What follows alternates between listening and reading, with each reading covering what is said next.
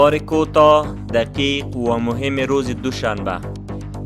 معاون سخنگوی امارت اسلامی آقای بلال کریمی می گوید محترم الحاج ملا محمد حسن آخوند رئیس الوزراء پیش از چاشت امروز وارد کابل شد. رئیس الوزراء پس از تداوی و استراحت در قندهار پیش از چاشت امروز دوشنبه بنابر هدایت عالی قدر امیرالمومنین حفظه الله به کابل پایتخت کشور آمد.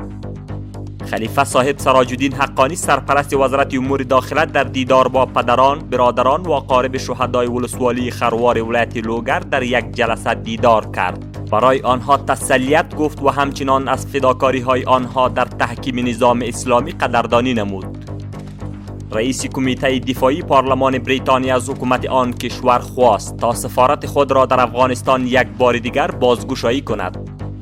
سرپرست وزارت امور خارجه آقای امیرخان متقی گفته است نظام حاکم در کشور با تظاهرات و جلسات حاکم نشده است، بلکه با فداکاری و قربانی 2 میلیون تن پیروز شده است.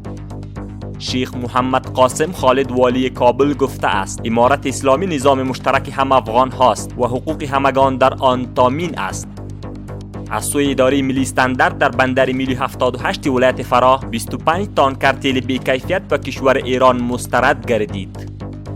پلیس حوزه اول قماندانی امنیه کابل یک تن را به اتهام سرقت دستگیر کرد. این فرد از سرای شاهزاده کابل از یک شهروند $1000 را سرقت کرده بود که پس از اطلاع به پلیس سارق دستگیر و پول به صاحب اصلیشان تسلیم داده شد.